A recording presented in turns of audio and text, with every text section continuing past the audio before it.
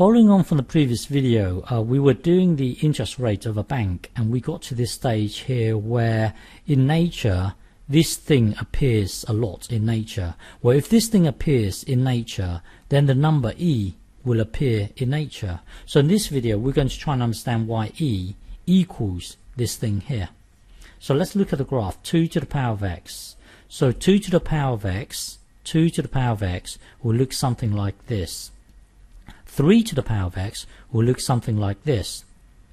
Well, we have a special we have evidence where there exists a base in between 2 and 3 in such a way that when you differentiate it, it will be its exact same self.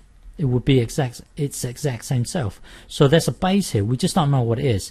Well, it turns out to be the number e, but let's imagine we didn't know that. So there exists a base in such a way that when you differentiate it, it will be its exact same self. So let's just call this this base here a box for the time being. We don't know what it is. We just call it. We're just going to leave it as a box. So the special property about this base here is that when you differentiate it, it will be its exact same self.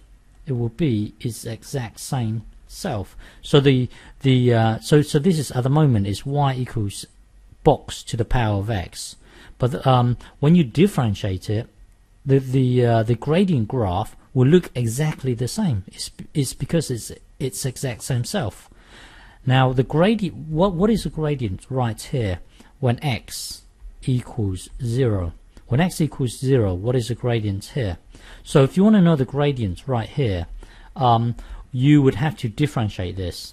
So this thing here, when you differentiate it, it would be its exact same self, because we have evidence that when you we have evidence where there exists a base in such a way that when you differentiate it, it would be its exact same self. So now if you want to know the gradient right here, then put 0 into this x here. So that would be box to the power of 0. Now let's just imagine this base here is 7. Let's just imagine. Well, 7 to the power of 0, the gradient here is actually 1. The gradient here is the number 1. So suppose the base here is I don't know, let's say 3, then the gradient will be 3 to the power of 0, which is 1. Suppose it's 13, then the gradient here will be 13 to the power of 0, which is 1. The point is that it doesn't matter what the base is, the gradient will always be 1. The gradient will always be 1. So now that we know that the gradient of this special base here is 1, it will always be 1. The gradient here is 1. Now let's create a new function, an inverse function of this thing here. We don't know what it looks like, but the thing about inverse is that it's always a reflection along the diagonal line. So the inverse function is always a reflection along the y equals x line. So we know that well, we don't know what the inverse looks like, but we just know that it's going to be a reflection along the diagonal line, which will look like this. So this is the inverse function. Let's just assign it a name. Let's just call it natural log. Okay, so this graph here, we don't know what it looks like. It's just a reflection of this line here. So we're going to call this line here natural log or special base here of x. So this is our graph at the moment, the inverse graph. Now we know that the gradient here is 1. We know that the gradient here is 1. The inverse is always a reflection along the diagonal line. So if you have a gradient of 1 and this diagonal line here has a gradient of 1, the reflection, the gradient here will again be 1, because this thing here has a gradient of 1. If you reflect it along the diagonal line, which is also a gradient of 1, then the gradient right here will also be 1. So we know that the gradient here is 1. Okay, so you see the number e occurs right here. So let me explain. So hang on. So we know that the gradient here is 1. So now let's just look at this graph. Let's forget about this one here. Just look at this one here. We know that the gradient here is 1. So dy by dx of this natural log is equal to 1, evaluated at x equals 1. So hang on. So along this graph, this is your x-axis. This is 1. This is 2. This is 3. So the gradient right here, which is dy by dx of the natural log, is evaluated at 1, is also 1. So we know that this block here is the number 1.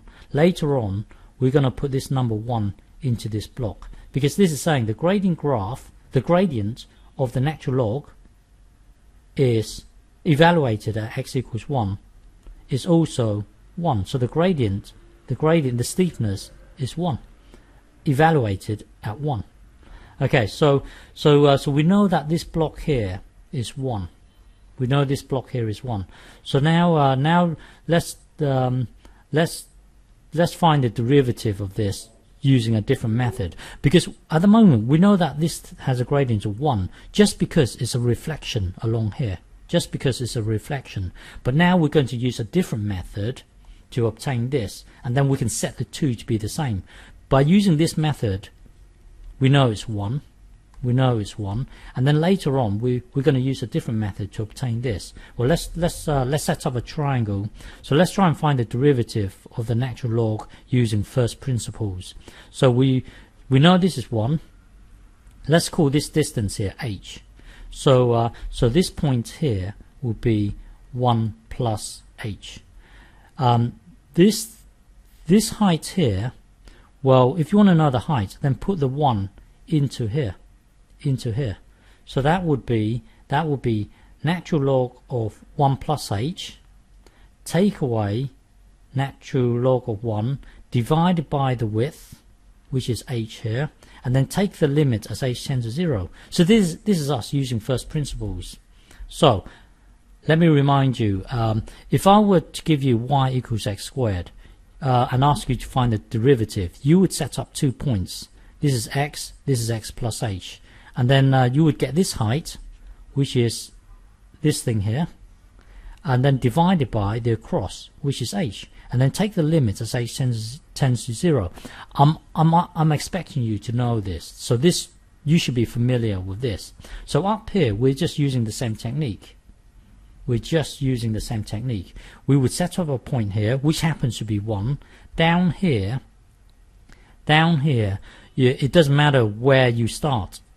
It could be x could be anywhere, but here, because we want to evaluate the gradient at precisely here, then we would use 1 rather than x.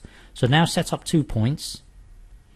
So we're going to call this distance here h. So this thing here will be 1 plus h. Then if you want to know the height of this thing, then put 1 plus h into the function, so it would jump to here. So the height of this is actually given by this thing, so that's a height. Natural log of 1 is actually 0, so this block here is 0, and then we divide it by the width, which is h, and then take the limit as h tends to 0. That will then give us a gradient. But don't forget, earlier we know that the gradient here is 1. We know that the gradient here is 1. So looking at this, the gradient here is 1, because we knew that the gradient here is 1. When you reflect it, it will also be a gradient of 1. That's where this 1 comes from in this block. That's the 1 here. Now we're going to use a different method, first principles, by setting up this triangle here, and then it led us to this. So we can set this method, which is this thing here, to be the same as this method, which is the number 1 here. So this whole thing here, so remember this block here is the number 1. Okay, so this whole thing here will become, don't forget this is also 1, because natural log of 1, so this is 1 here. If you put natural log into here, it will jump to a height of 0. So this block here will be 0. Okay, this block here will be 0. This block here will be the number 1. So this whole thing here will then become this. Will then become this. So this is 1, and then earlier we have minus natural log of 1. Well, natural log of 1 is actually 0, so you take away 0, so this thing here disappears. So it then becomes this thing here. Okay, I will continue in the next video. So we are currently here at the moment. Okay.